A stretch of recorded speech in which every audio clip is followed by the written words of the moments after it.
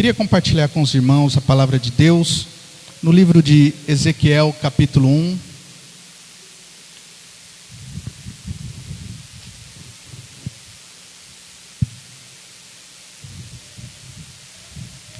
Profeta Ezequiel, capítulo 1.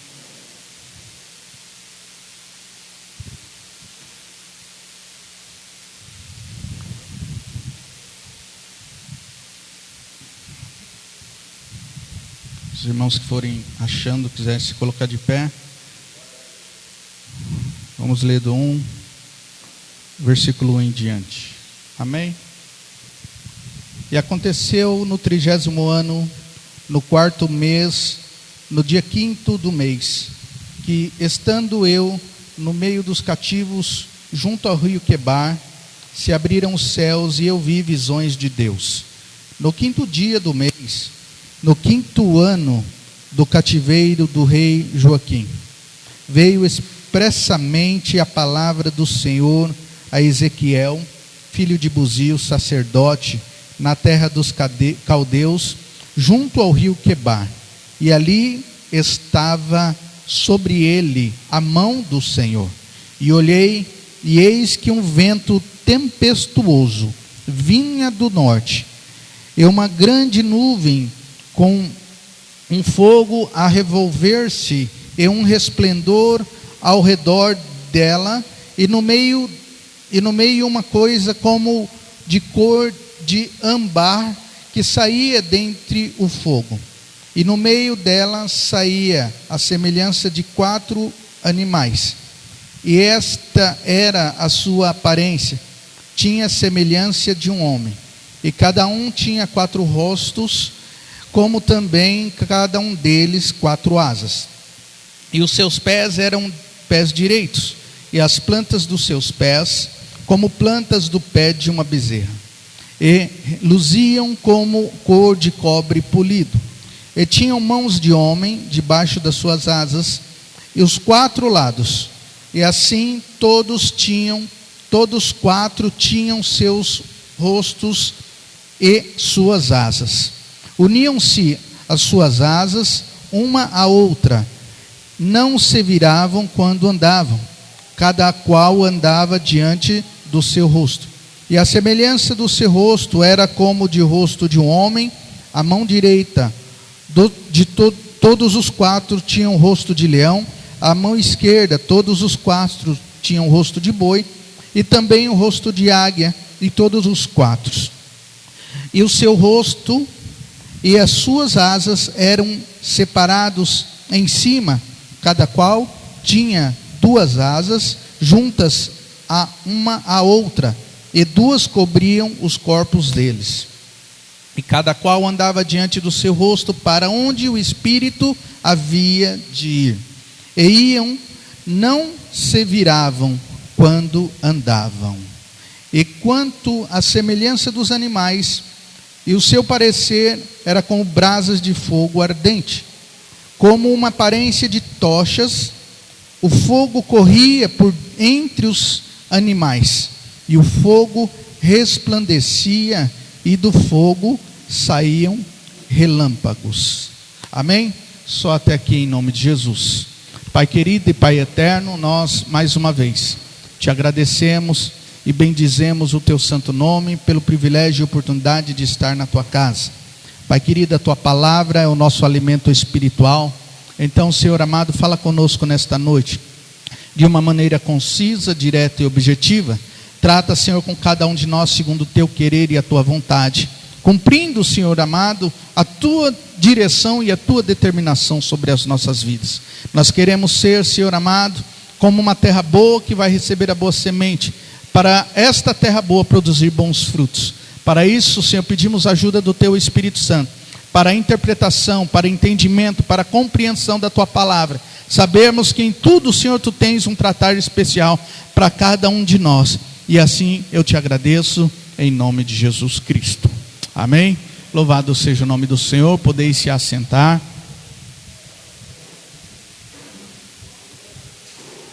Glória a Deus. O profeta Ezequiel, também conhecido como um dos profetas maiores da palavra de Deus, nos seus momentos de vida, em uma situação, em uma época difícil. Aqui ele começa relatando aos 30 anos, então possivelmente a obra do Senhor na vida dele ele começa a relatar quando ele tinha 30 anos. Ezequiel era da família de sacerdotes, seu pai era sacerdote e ele era de uma família sacerdotal. Ezequiel vem cativo para a Babilônia, Na segundo grupo, o primeiro grupo veio Daniel, e no segundo grupo, junto com o rei Joaquim, vem Ezequiel para ali ser cativo. Enquanto Daniel ficou entre os reis, entre os mais influentes, entre a elite, Ezequiel ficou entre o povo mesmo, pobre, à beira do rio, à beira de tudo que poderia aparecer na frente dele de opção como escravo. Teoricamente, Daniel tinha uma condição melhor, porque vivia no palácio, e ele, quando ele chega até na Babilônia, Daniel já estava lá 9 anos, sendo assim, então Daniel já tinha estabelecido o nome de Deus, já tinha estabelecido uma vida de testemunho, e ali já era a sua fama, ele já era famoso ali na Babilônia, devido às suas experiências com Deus, no meio ali dos grandes daquela corte. Mas Ezequiel, ele vem Deus chama ele para começar a falar com o povo, e ele sendo profeta também do povo, para anunciar, os 3, Jeremias, Daniel e Ezequiel, são os que participam nesse período de transição, principalmente Jeremias, na qual anunciou que viria o povo que levaria eles cativos para uma terra distante, para uma situação que seria muito difícil para eles. Historiadores até dizem que possivelmente Ezequiel foi aluno de Jeremias, porque Jeremias já era mais de idade avançada do que Ezequiel. Mas nós vemos que Deus chamou Ezequiel no meio de um lugar onde ele estava só, onde ele estava ali com algumas pessoas, e ali naquele lugar ele tem a sua primeira visão. A primeira visão de Daniel, ele está à beira do rio Quebar, e ali ele olha para o céu e ele vê como se fosse o céu se abrir, algo talvez podemos dizer transdimensional, e vê ali sair 4 seres, e aqueles 4 seres, vento dos 4 cantos da terra, tempestuoso, como ele diz, com 4 seres, esses 4 seres tinham 4 asas, esses 4 seres tinham 4 rostos, e ali esses 4 seres, eles ficavam apontado, podemos dizer assim, de frente, em cantos, de lado para o outro, mas cada um de frente para uma direção. Então um para o norte, para entender, um para o sul, outro para o leste e outro para o oeste. Eles andavam muito rápido. A palavra diz que quando eles se moviam era como relâmpago, no período que eles se moviam. E ele vê aquela visão e ele começa a detalhar a visão que ele está recebendo do Senhor, porque é algo complicado, é algo meio difícil de trazer a clareza, e nós vemos que nesta visão, Deus veio para tratar com o povo dele naquela época. Mas o que chama a atenção nesta situação é que ele, na sua visão, fala das 4 totalidades de 4 coisas. Então nós podemos ver que Deus é especialista em um âmbito total. Deus não cuida da sua vida de uma condição de meia boca ou numa condição mais ou menos. Deus quer cuidar da tua vida em um âmbito total. Então, para mim, muitos dizem que o 4 é o número da perfeição. Para mim, o número da perfeição é 7. Mas 4 podemos dizer que representa a totalidade, Os 4 está muito presente em toda a Bíblia Sagrada e também está presente em todas as coisas do mundo em si. Tem os 4 pontos cardeais, norte, sul, leste, oeste. Tem altura, profundidade, largura, comprimento. Então tudo isso está relacionado à totalidade, a um âmbito de completa totalidade. E ele fala a respeito desses animais, e interessante, a visão que ele está tendo, ele não consegue esclarecer, mas é como se fosse dos querubins. A classe angelical, o anjo, arcanjo, querubim, serafim, também são 4. E ele vê como se fosse ali esses animais que tinham 4 rostos. Trazemos uma simbologia, uma representação, que cada um desses quatro rostos, né, do livro descrito no texto, representa uma figura, né? Então, primeiro tinha a cara de leão. Leão, nós podemos representar como o Evangelho de Mateus, que veio anunciar Jesus como rei. Nós sabemos que ele é o leão da tribo de Judá. Nele está toda a majestade, nele está toda a autoridade. Ele é o Rei dos Reis, Senhor dos Senhores. O segundo exemplo, por exemplo, no Evangelho de Marcos, que apresenta Jesus como servo, o boi. O boi, ele tem uma força, se ele colocar sua força mesmo para fazer as coisas, ele consegue derrubar o homem, ele consegue até matar o homem, mas ele se coloca em uma condição de servo, porque ele aceita o domínio do homem. E Jesus veio ser servo para cumprir o propósito de Deus aqui nessa terra. A terceira referência, o Evangelho de Lucas apresenta Jesus como homem, o homem perfeito que veio para fazer a diferença na terra. O homem perfeito representa a inteligência, representa a soberania, representa a condição de administrar. E Jesus, como homem perfeito, veio, cumpriu todo o propósito do Pai, estabeleceu a vontade do Pai, anunciando o reino de Deus, debateu com os homens, com os religiosos da época, a respeito da lei, a respeito de todo o ensinamento da palavra de Deus. E o quarto exemplo que ele veio anunciar, que ele veio representar como águia. A águia, ela é chamada de uma ave real, devido à sua imponência, à sua grandeza. A águia, ela voa muito alto, e lá do alto ela enxerga lá embaixo a sua presa, e ela vai, mergulha num voo praticamente rasante, e ela pega a sua presa e mais rapidamente ela sobe o seu voo, indo para as alturas novamente. Representa a pessoa de Jesus Cristo, que desceu do céu, veio até nós para nos resgatar do pecado e subiu na sua grandeza de novo para a glória de Deus Pai, aonde estaremos com Ele um dia. Essas quatro representações eu achei válida, achei interessante e queria compartilhar com os irmãos. Talvez isso seja óbvio para alguns, talvez para outros não.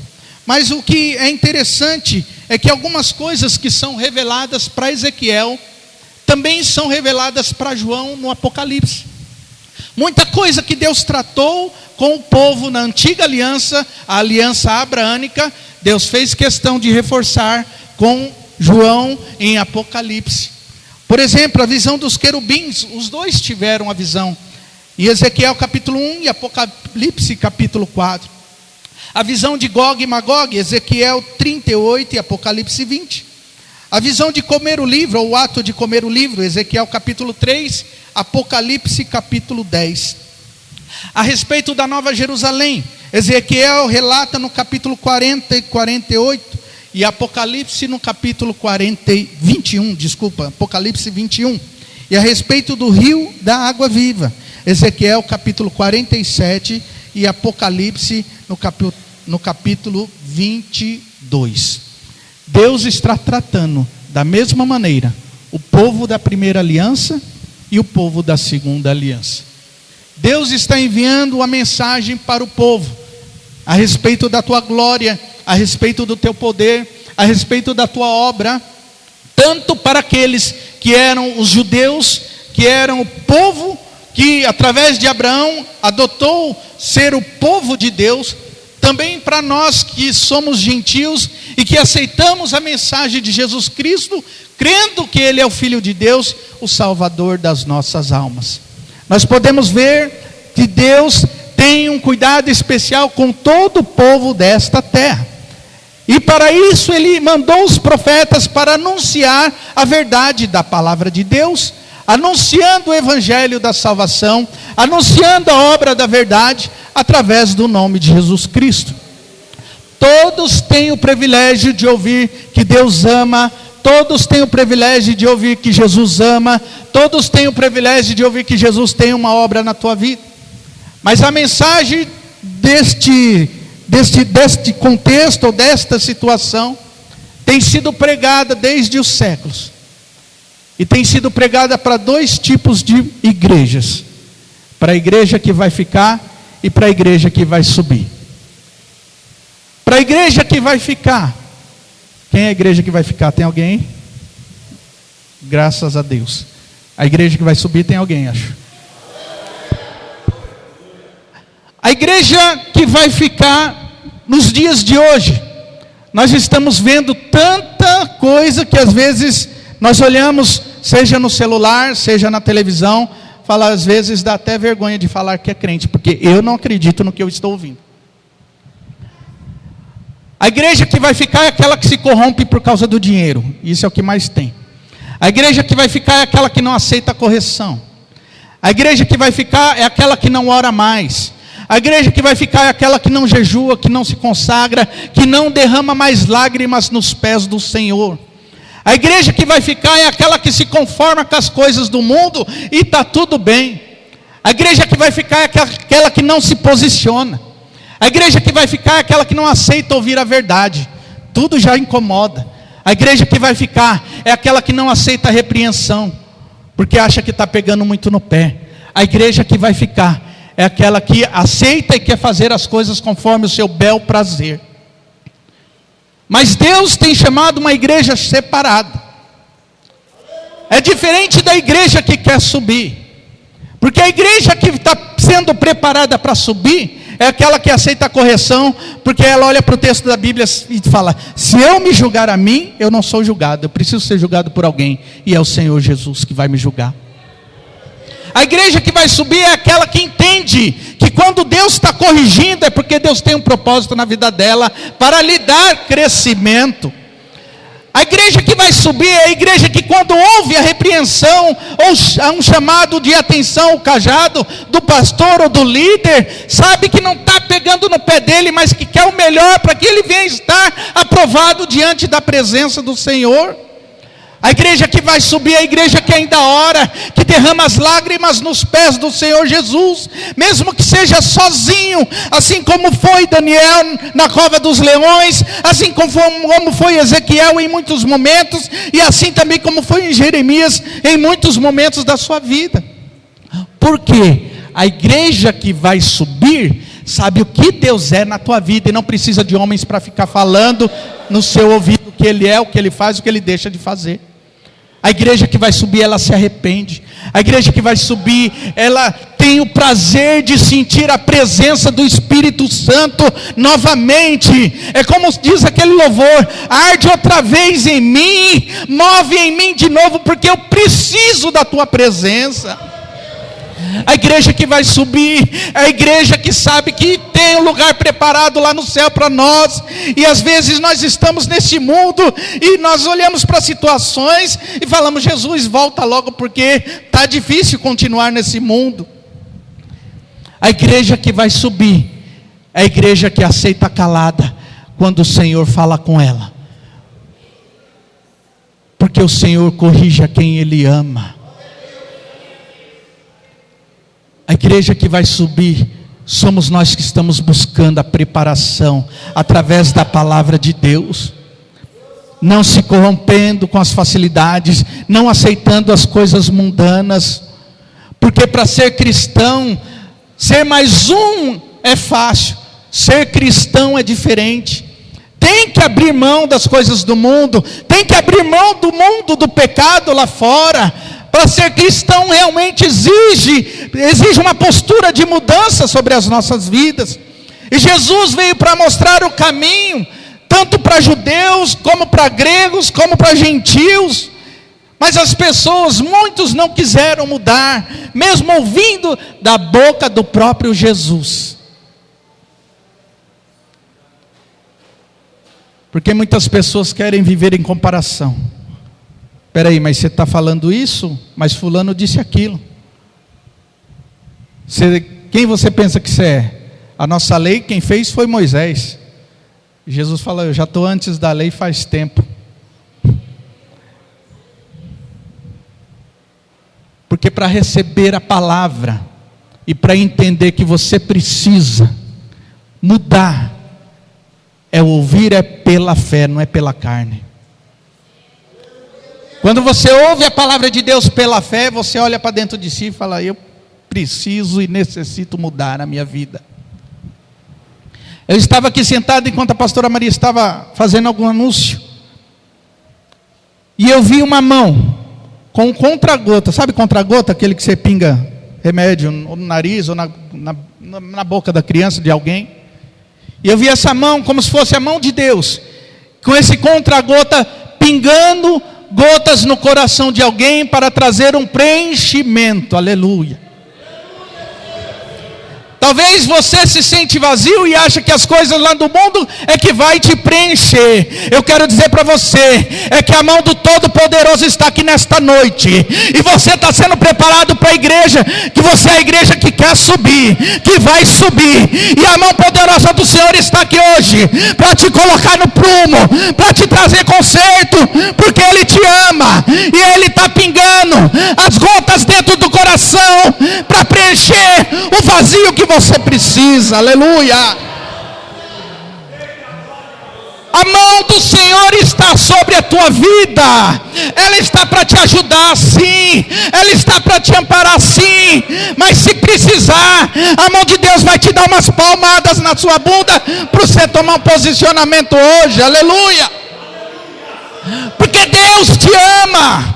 Para o mundo você é mais um, para as pessoas lá fora você é mais um, mas você é o escolhido de Deus, você é o povo eleito, você é a nação real. O Senhor tem te escolhido e te separado para ser a igreja que vai subir. Quem tem ouvidos, ouça o que o Espírito de Deus diz às igrejas. Porque a palavra do Senhor tem sido corrompida no decorrer dos anos. Tem sido a palavra que massageia o ego. Tem sido a palavra que conforta o coração. Tem sido a palavra que traz autoajuda. A palavra de salvação é a necessidade da humanidade nos dias de hoje. Porque as pessoas estão morrendo dentro dos seus quartos. As pessoas estão morrendo dentro do seu banheiro. E onde estão a palavra de salvação para essas almas perdidas?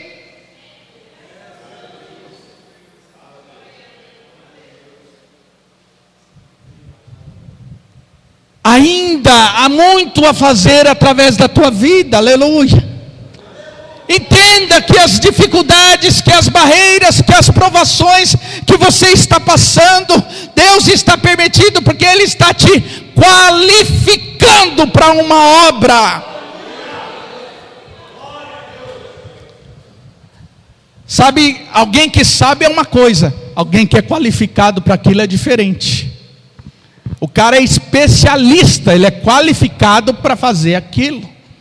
O Senhor está fazendo isso na tua vida em nome de Jesus. É por isso que Ele exige compromisso.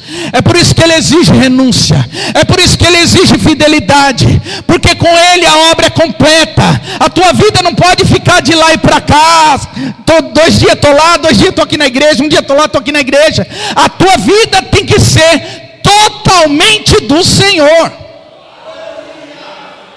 Porque a totalidade da obra de Deus vai fazer com que Deus manifeste na tua vida a totalidade do poder do Espírito Santo, para que através da tua vida se manifeste a glória de Deus. Aleluias. A glória de Deus vai se manifestar através da tua vida, de uma maneira que as pessoas ficarão abismadas, onde em público talvez apareceram pessoas que precisaram ser libertas de demônios. Você só vai estender a mão e a pessoa vai cair, não porque você é melhor, não porque você é bonzinho, mas porque você se sujeita a ser um servo verdadeiramente do Deus vivo. Deus tem procurado ainda homens como Ezequiel, homens como Jeremias, homens como Daniel, que não aceitam as facilidades e nem os manjares do rei. A tua necessidade não é carnal, a tua necessidade é espiritual. Você acha que você precisa das coisas. O que você precisa entender é que a cada dia você precisa mais de Jesus. Mais de Jesus. Mais de Jesus na tua vida. Ele te dá força. Ele te renova. Ele te levanta. Ele te capacita. Ele te dá autoridade. Ele te dá poder. É Ele que vai fazer a obra na tua vida. Aleluia. A palavra de Deus tem se cumprido no decorrer dos anos. Temos visto muitos irmãos, alguns irmãos caírem na jornada. Porque no decorrer da caminhada as pessoas começam a crescer dentro de si. E aí cresce o ego. Eu prego muito. Eu falo muito. Eu arrasto milhares de pessoas para o Evangelho. Pastor Jimmy Swaggart, quem é da antiga, sabe que aquele homem parava o mundo para ver ele pregar. Todo domingo, no culto do Jimmy Swaggart, que aparecia na televisão, era o culto do Jimmy Swaggart na TV e depois o culto à noite. Mas um dia ele caiu. E uma igreja que tinha mais ou menos, brincando, 10 mil pessoas, ele confessou o pecado dele diante da igreja. E a palavra de Deus diz: aquele que confessa e larga, Deus perdoa e levanta.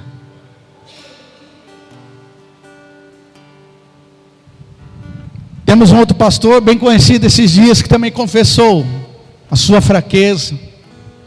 Precisamos orar pelos nossos irmãos pastores e missionários e evangelistas. Mas consegue entender? O altar não traz santidade, porque tem gente que prega de manhã, de tarde e de noite. Está na igreja meio-dia, está na igreja 5 horas da tarde, está na igreja 10 horas da noite, está pregando todo dia.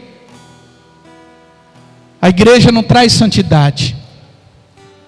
A santidade é você que busca, se derramando na presença do Senhor. E hoje em dia as pessoas querem mais a aparência de estar em cima das coisas, fazendo, do que estar no seu quarto trancado buscando santidade. Olha o que Deus manda falar para você. O importante não é o que os outros vê, mas o importante é o que Ele vê na tua vida.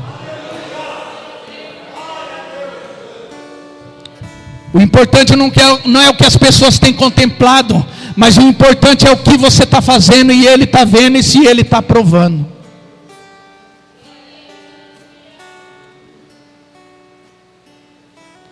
Porque nós precisamos ainda do Senhor Jesus. Quisera eu ter visões assim espetaculares, que Ezequiel teve, que João teve, que Deus cuidou, falou de todas as coisas, do fim dos últimos dias, da glória do trono de Deus, a grandeza do céu, tanto para um quanto para outro. E nós que ouvimos, pela fé, temos sido renovados a cada dia. Porque a nossa promessa não está firmada em coisas terrenas, mas está firmada em coisas espirituais. Aquilo que Deus tem prometido para você, às vezes é no âmbito espiritual.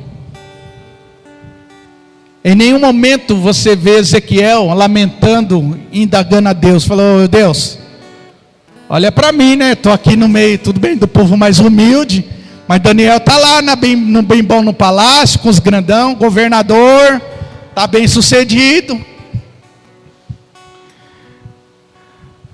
Se Deus te chamou para ficar entre os pequenos, seja grande entre os pequenos. Se Deus te chamou para estar entre os grandes, seja grande entre os grandes também. Porque tanto um como o outro estão fazendo a obra de Deus, se sujeitando a Deus. E é um privilégio inigualável quando somos chamados para fazer algo para o Senhor. Porque se estamos cuidando das coisas para Ele. Se estamos zelando da obra dEle. Se estamos fazendo, e o que estamos fazendo na casa do Senhor, estamos fazendo para Ele.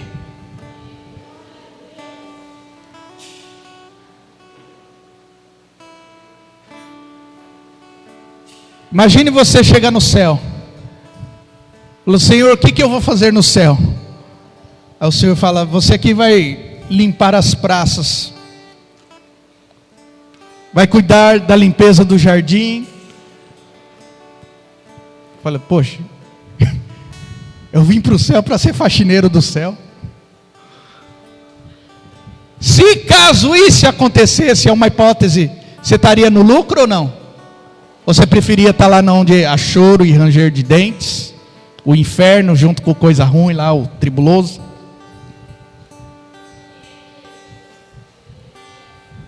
Mas Deus olhou para mim, para você, e olhou para o nosso coração, não olhou para a nossa fraqueza, não olhou para o nosso pecado, não olhou para as nossas limitações. Como eu disse da outra vez, Jesus olhou para você e falou: Pai, por ele eu pago o preço, por ela eu pago o preço. O diabo até falou: isso aí não vale nada. Falou: não vale, mas eu quero para mim. Pronto, acabou. E o Senhor te comprou com o sangue dele, aleluia. Está te preparando, a igreja, para você ser, não ser o faxineiro do céu, para você não ser o lixeiro do céu, mas para você ser a noiva do Cordeiro, aleluia. Aí entra a última totalidade: Pai, Filho, Espírito Santo e a noiva do Cordeiro.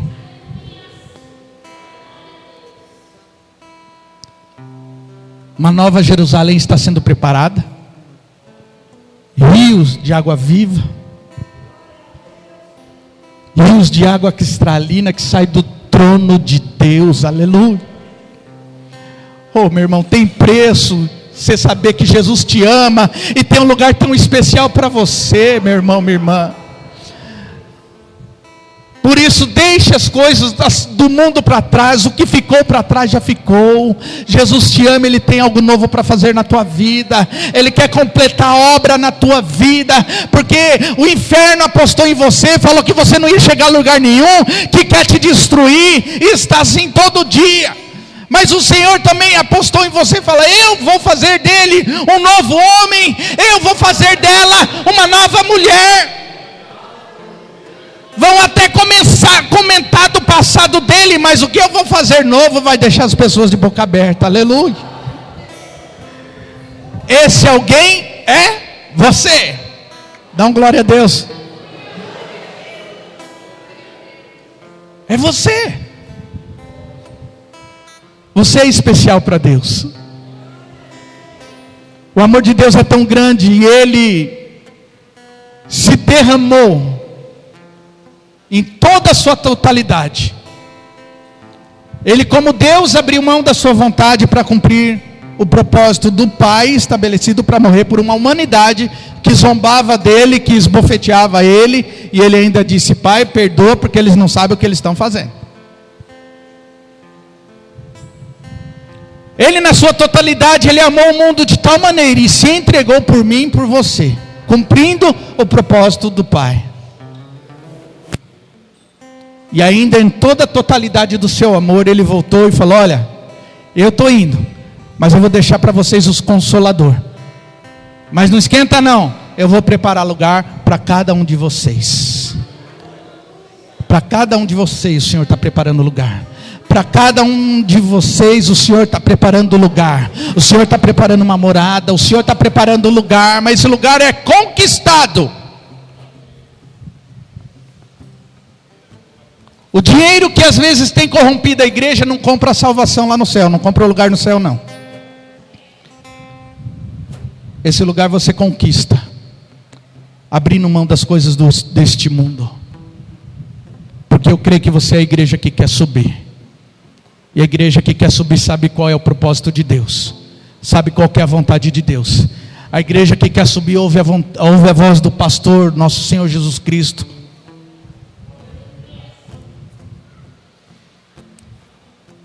Eu vejo Deus cuidando de nós como se fosse aquela, né, a criancinha, no bebezinho, né?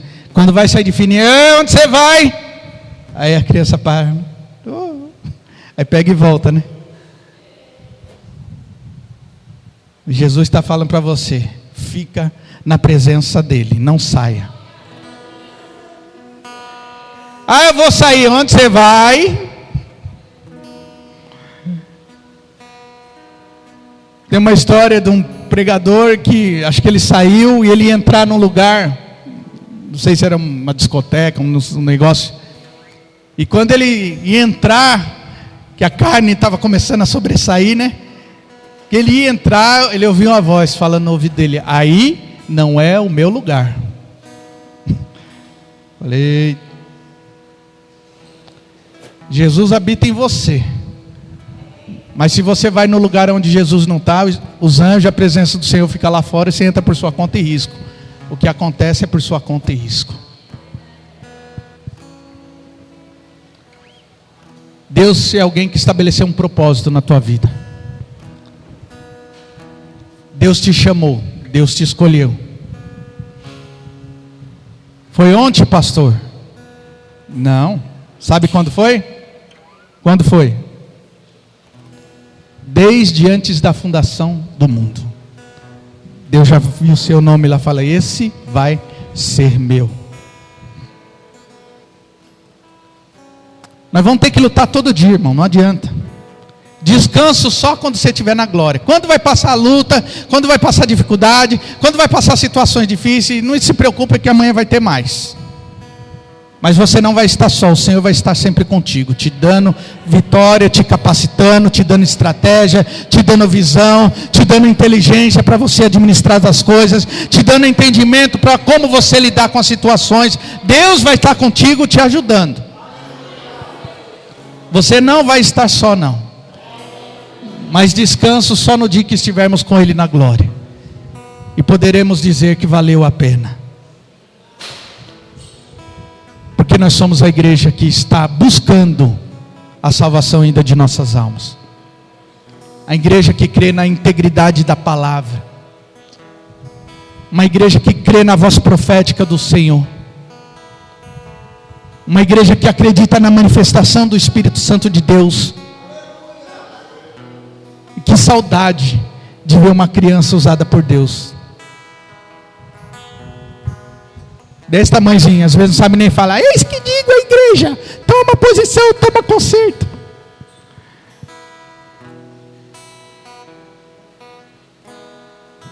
Porque Deus usa quem Ele quer, da maneira que Ele quer, da forma que Ele quer. Acho que até a pastora Maria conta um caso também que ela presenciou numa igreja. Que aí se perguntavam, né? Nossa, por que Deus está usando essa criança? E a criança usada por Deus fala: eu estou usando a criança porque os adultos não estão dando lugar. Por isso que eu estou usando essa criança.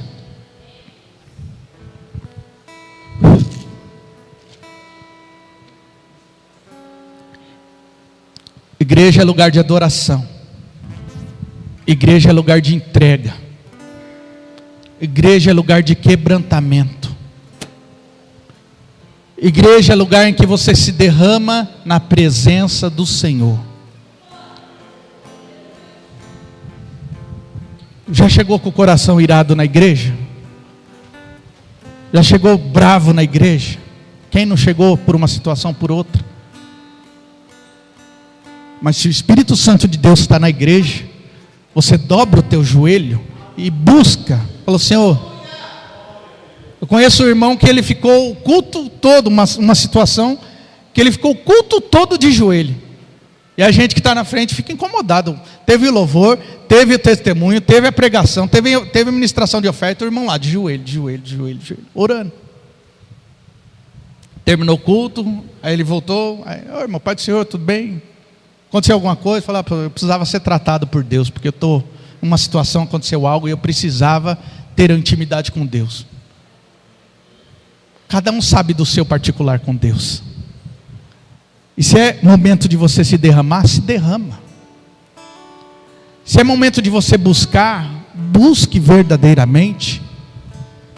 Se é momento de você gritar na presença do Senhor, como a alma grita dentro do corpo, precisando de socorro, grite. Porque o Senhor está aqui para te socorrer. As mãos, o braço forte do Senhor está estendidos para te ajudar. Aleluia.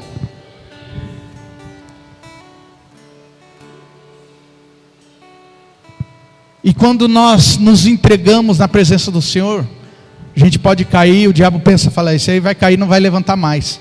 Mas quando você cai de joelho prostrado, quando você levanta renovado. porque o Senhor ainda é especialista em limpar impurezas em nossos corações. O que nós precisamos é mais dele. Nós precisamos é cada dia mais da presença dele.